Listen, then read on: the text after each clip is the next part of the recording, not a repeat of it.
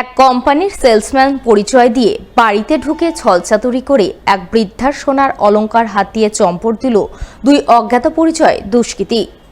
শুক্রবার ভরদুপুরে এই ঘটনাকে কেন্দ্র করে তীব্র চাঞ্চল্য ছড়ালো মালদা শহরের ৯ নম্বর ওয়ার্ডের গোলাপট্টি বাঁধ রোড এলাকায়। জানা গেছে ওই বৃদ্ধার নাম কাঞ্চন সারদা, বয়স ৬৯ বছর।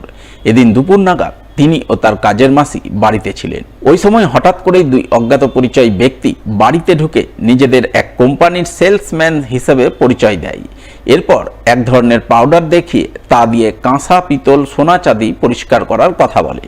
সেই মতো তারা বৃদ্ধার হাতের সোনার চুড়ি এবং গলার চেন নিয়ে পরিষ্কার করতে থাকে।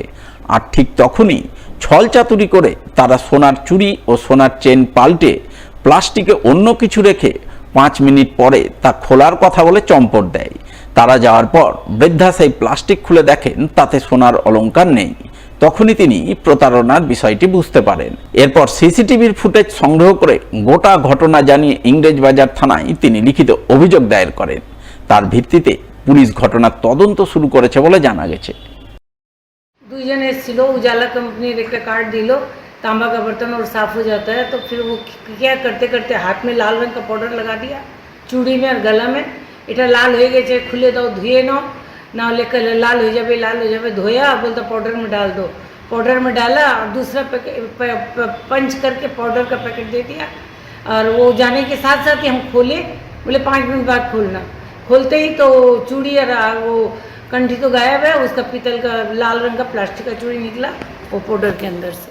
মানে আজকে আমাদের বাড়িতে এই 12টা সোয়া 12টা নাগাদ দুজনা সুটেড বুটেড একদম বাড়িতে এলো। এসে উজালা কোম্পানির অ্যাড মানে কোনো কিছু লঞ্চ হচ্ছে, যাতে কাঁসার বাসন, পিতল এগুলা বলছে ওরা একদম পরিষ্কার করে দিবে, এই বলে ওরা এন্ট্রি করে। এখানে একটা জলের বটল ওদের কথাতে কাকিমা ওনাদেরকে দেয় এবং ওটাকে পরিষ্কার করে ওরা দেখায়। এই কথা বলতে বলতে ওরা কাকিমার হাতের চুড়ির দিকে তাকায় এবং বলে যে এটাও আপনি দেন, আমি পরিষ্কার করে দেখিয়ে দিচ্ছি আপনাকে। এই কথা বলতে বলতে কাকিমার কি মাথায় এলো, ওই চুড়িটা ওর হাতে দিয়ে দিল। আর ওরা ওটাকে ঘষাঘষি করে আর 2 মিনিটের মধ্যে ওই চুড়িটাকে চেঞ্জ করে অন্য প্লাস্টিকের চুড়ি রেখে ওখান থেকে চলে যায়। কাকিমা বুঝতেও পারেনি যে কি হলো না হলো। আর গলার একটা চেন ছিল, সেটাও নিয়ে চলে। ভর দুপুরে এটা খুবই রিস্কের ব্যাপার আছে। মালদায় মেয়ে ছেলেরা এখন বাড়িতে একা থাকা এবং বাইরে কেউ আননোন পার্সন এসে এভাবে যদি নিয়ে চলে যায় তাহলে তো সিকিউরিটির প্রচুর অভাব আছে। একদম ইনসিকিউর। আমাদের তো আজ থেকে টেনশন হয়ে গেল, আমরা কি করব না করব। দিনের বেলা এখন লেডিসরা একা থাকে বাড়িতে। পুলিশ এসে কথা বলে গেছে এবং এখন আমরা থানায় ডায়েরি করতেও গেছি। ফের মালদার হরিশ্চন্দ্রপুর 2 নম্বর ব্লকে কংগ্রেস দলে ভাঙন ধরালো রাজ্যের শাসক দল তৃণমূল। কংগ্রেস ছেড়ে অনেকেই যোগ দিলেন তৃণমূলে।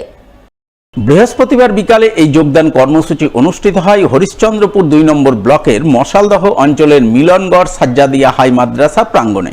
উপস্থিত ছিলেন জেলা তৃণমূলের সাধারণ সম্পাদক বুলবুল খান, জম্মু রহমান, হরিশ্চন্দ্রপুর 2 নম্বর ব্লক তৃণমূল সভাপতি তবারক হোসেন সহ আরও অনেকেই।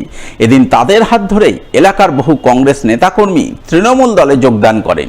যোগদানকারীদের মধ্যে অন্যতম মুখ ছিলেন মশালদহ অঞ্চলের কংগ্রেসের দাপুটে নেতা শামসুল হক ওরফে ঘুটুল। এদিন তার নেতৃত্বেই কংগ্রেস কর্মীরা তৃণমূল দলে যোগদান করেন বলে জানা গেছে। কংগ্রেসের যে সমস্ত কর্মকর্তারা ছিলেন, যে সমস্ত কর্মীরা ছিলেন, যারা ভোটটা কংগ্রেসের করত, তারা আজকে কিন্তু সবাই প্রায় পুরোটা বডি আজকে সমস্ত কর্মীরাই তৃণমূল কংগ্রেসে যোগদান করেছে।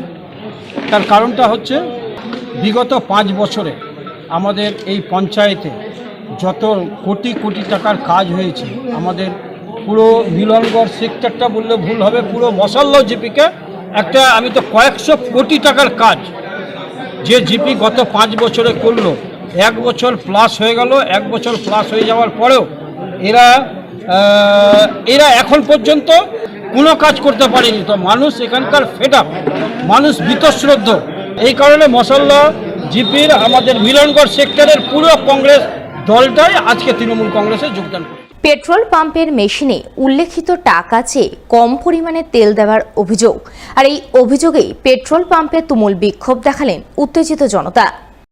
শুক্রবার এই ঘটনাকে ঘিরে ব্যাপক উত্তেজনা ছড়ালো চাঁচলের স্বরূপগঞ্জ রাজ্য সড়কের ধারে অবস্থিত সুরতপুর পেট্রোল পাম্পে। এই জনদের পাম্প চলছে না, চলবে না।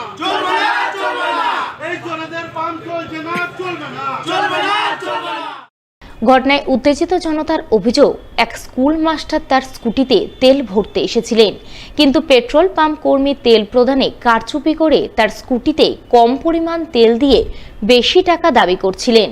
এই ধরনের ঘটনা এই পাম্পে হামেশাই হয়, তাই তারা এই পেট্রোল পাম্প বন্ধ করার দাবিতে বিক্ষোভ দেখাচ্ছেন।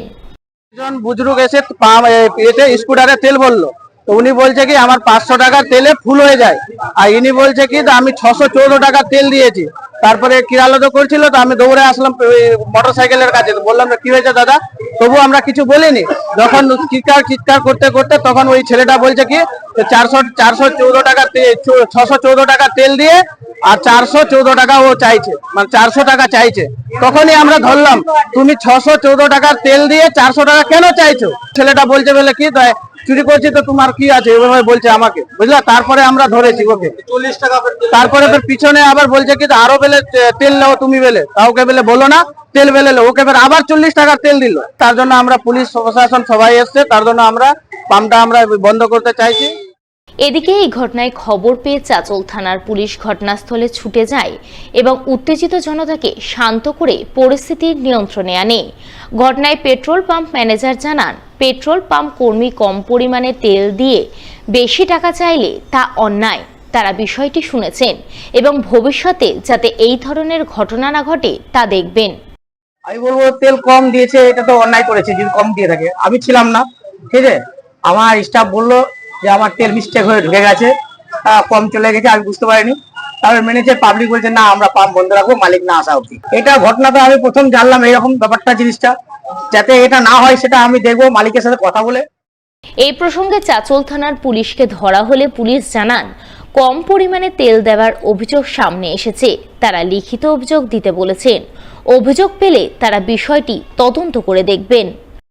হ্যাঁ, এটা পাবলিকের বিক্ষোভ করছে তেল কম দিচ্ছে বলে, ওনাদের অভিযোগ করতে বললাম। বিভিন্ন জায়গায় অভিযোগের জায়গা আছে, ওনাদেরও বলে দিলাম, আমরাও দেখছি। হ্যাঁ, এখন পাম্প মালিকের সাথে কথা বললাম, মালিক আপাতত কলকাতায় আছেন, উনি পাম্পটা আপাতত বন্ধ করতে বলেন ওনার স্টাফকে। মালিক আসবে, মালিক আসার পরে বসে কথা হবে।